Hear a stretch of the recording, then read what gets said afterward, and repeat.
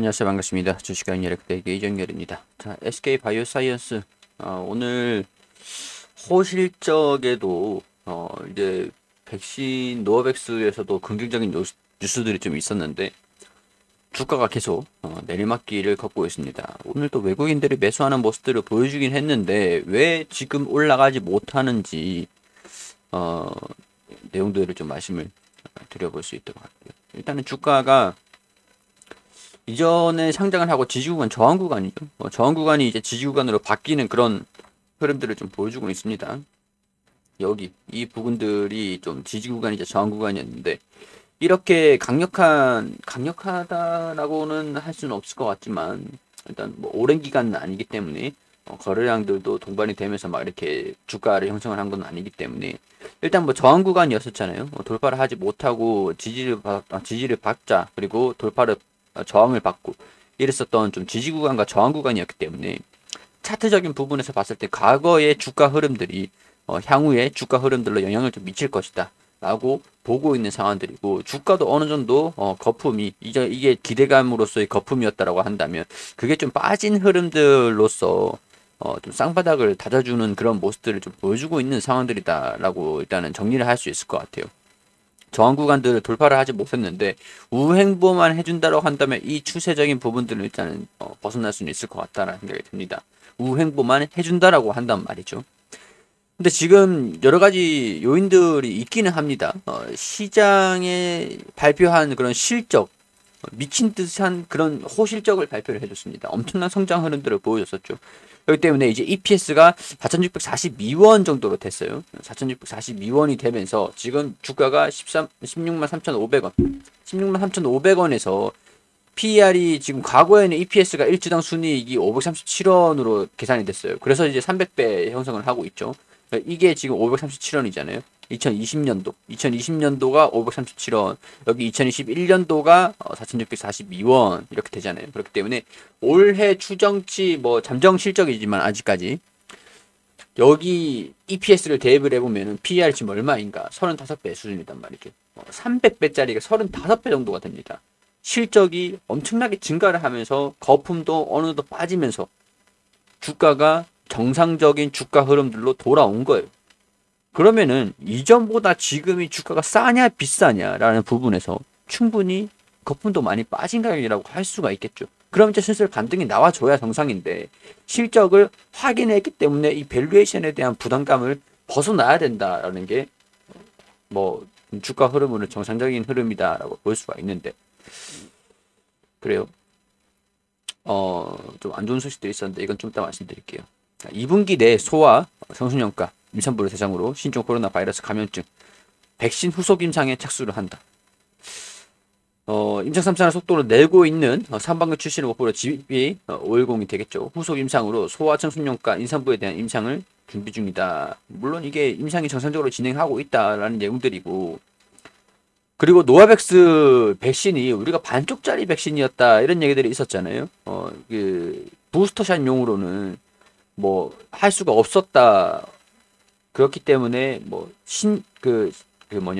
미접종자들 대상으로만 접종을 할 수가 있었다라고 했는데 이런 것들이 슬슬 이제 교차 접종으로 기존의 접종자들도 백신을 좀 접종할 수 있을지 검토를 좀 해보겠다 이런 얘기들이 좀 나와주고 있는 상황들이라 그래요.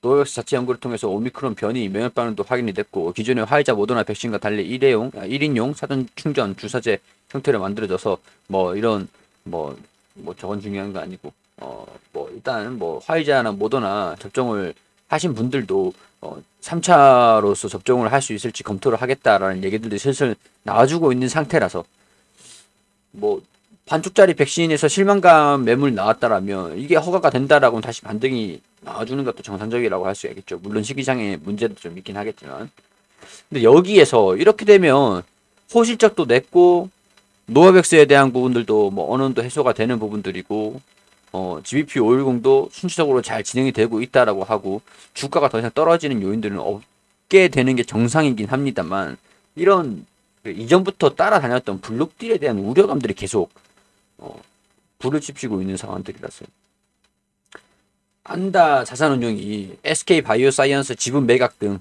지분 구조 개선을 요구하는 서한은 SK 케미칼에 보냈으나 아무런 답변을 받지 못했다.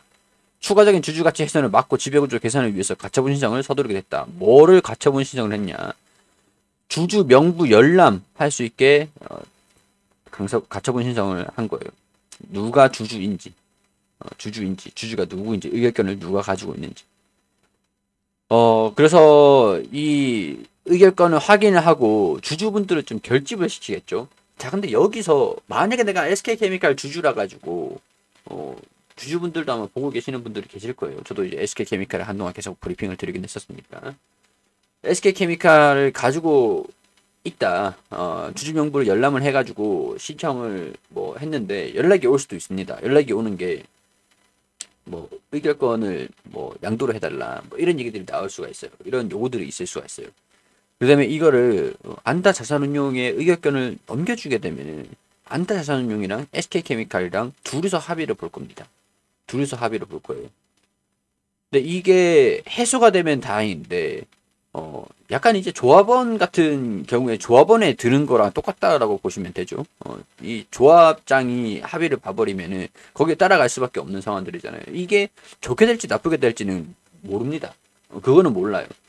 그렇기 때문에 이거를 만약에 SK케미칼 주주분들이 가지고 있는 분들이 계신다라고 했을 때 SK 바이오사이언스의 지분을 블록딜을 좀 진행을 해라 라고 얘기를 했던 것들, 지분을 좀 줄여라 라고 얘기를 했던 것들에서 강조를 뭐 요구를 할 테니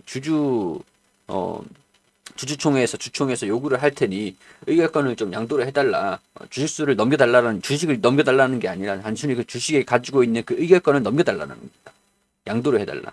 지명을 해달라. 대리자로 지명을 해달라. 그런 얘기들이 좀 나올 수가 있어요.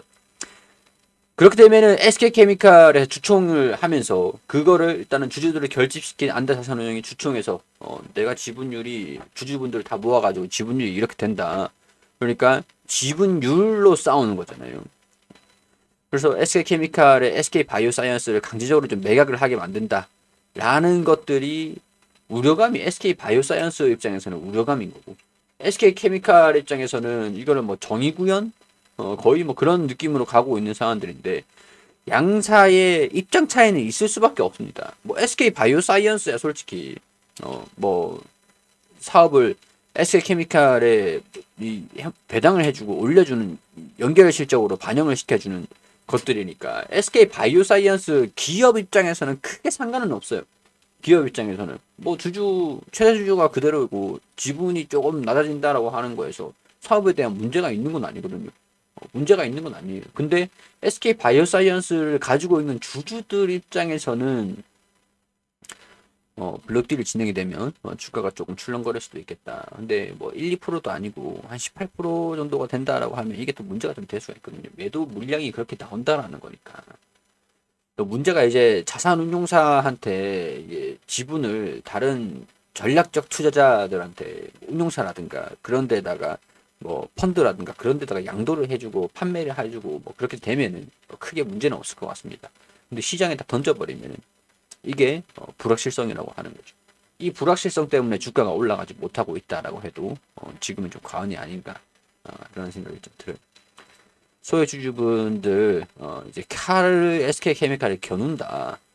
SK케미칼 입장에서는 문제가 되죠. SK바이오사이언스가 돈을 잘 벌고 있는 상황들인데 이걸 매도를 하라 그러면은 좀 아깝잖아요. 연결실적으로 실적이 반영이 될 수가 있는 상황들인데 지분 매각을 SK케미칼 입장에서는 하고 싶진 않을 거예요.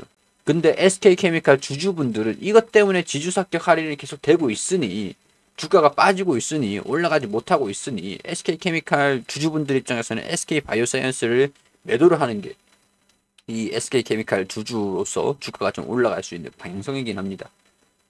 SK바이오사이언스는 크게 상관은 없어요. 근데 SK케미칼, SK바이오사이언스 주주분들이랑 입장 차이가 있다라는 거죠.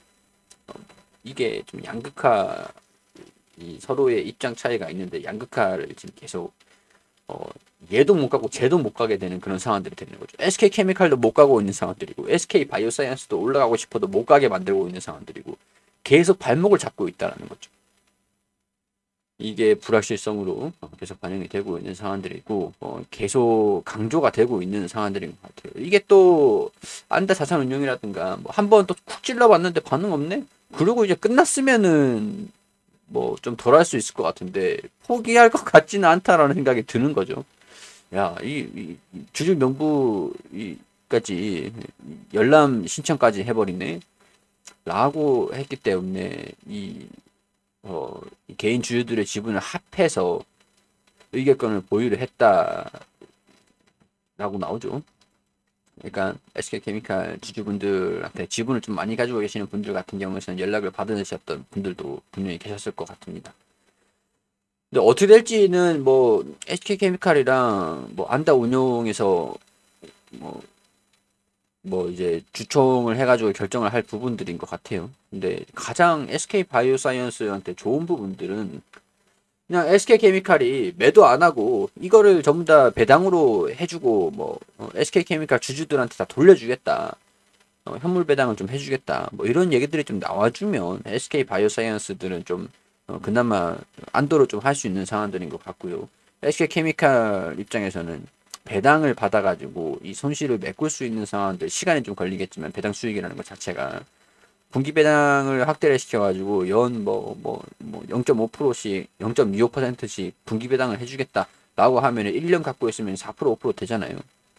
이거를 한 2, 3년 갖고 있을 경우에 이게 다 이제 회복이 되는 상황 수준까지 좀 온다라고 하면은 그래도 좀 타협을 좀 볼 수 있는 부분들이 좀 아닐까 그런 생각들이 들어요. SK 바이오사이언스 주주분들 입장에서는 불만이 생길 수가 있는 부분들이지만 SK 뭐 케미칼에서 SK 바이오사이언스가 물적 분할돼 좀 나오고 있는 상황 상장을 한 상황들이라서 이거를 좀 어떻게 받아들여야 될지 그런 부분들을 저 브리핑 드리는 입장에서 중립적으로 브리핑을 드리는 겁니다. 자, 주주분들은 참고하셔가지고 보시면 되겠죠. 이게 좀 해소가 되면 현실적으로 인해서 또 이제 주가 반영이 되는 것들, 주가가 좀 저렴해지고 있다라는 내용들로 인해서 또 GBP 510 관련된 뉴스들이 좀 나오면서 성과들이 좀 나오면서 주가도 긍정적인 모습들을 좀 보여주지 않을까. 이런 것들, 그런 것들은 이제 기대 요인들이라고 말씀을 드릴 수 있을 것 같아요. 참고하시고 SK 바이오사이언스 주주분들, SK 케미칼 주주분들 어떻게 진행이 될지 규칙을 좀 주목을 해 보도록 하자고요. 자, 도움이 되셨을지 모르겠지만 도움이 되셨다면 구독과 좋아요 부탁드리도록 하겠습니다.